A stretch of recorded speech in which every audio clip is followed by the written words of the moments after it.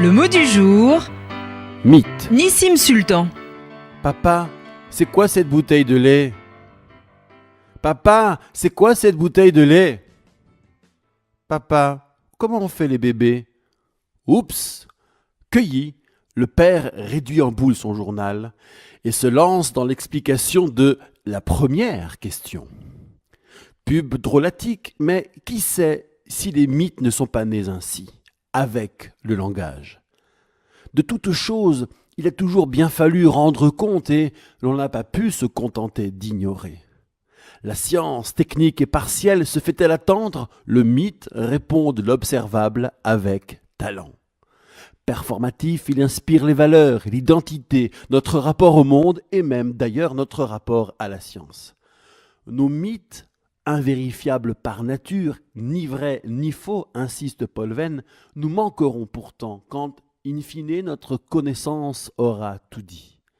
Les Grecs déjà, rappelle Pierre Hadot, aimaient leurs mythes. La Bible fonctionne-t-elle en son début comme une mythologie, encore une fois au-dessus du vrai et du faux? Ce serait une belle manière d'en finir avec les rapprochements hasardeux avec un narratif scientifique. Elle qui répond si bien du réel, de la décadence et du progrès. Pourquoi le jour se lève? Pourquoi le ciel étoilé? Pourquoi la mer est contenue? Pourquoi l'humain si singulier parle et devient poussière? Pourquoi soumet-il sa femelle qui le défie? Pourquoi il tue son semblable, tient le Nubien en esclavage? Pourquoi les langues et les empires? Pourquoi ce peuple? Dibra Torah Kilshon Benei Adam. La Torah s'est exprimée comme dans la langue des hommes.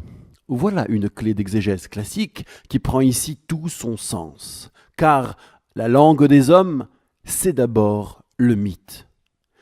Et l'usage de cette langue ici pourrait bien être intentionnel. Mais dans quel but?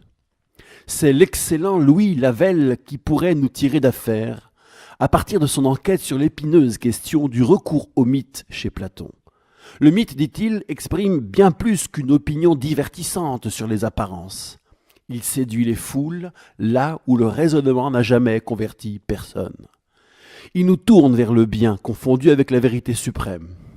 En précédant l'intelligence, puis invitant celle-ci à agir, il témoigne de l'harmonie de notre double nature, matérielle et spirituelle. Le mythe aussi est véhicule de vérité. Et il n'est pas, pour servir la Torah, de plus beau langage.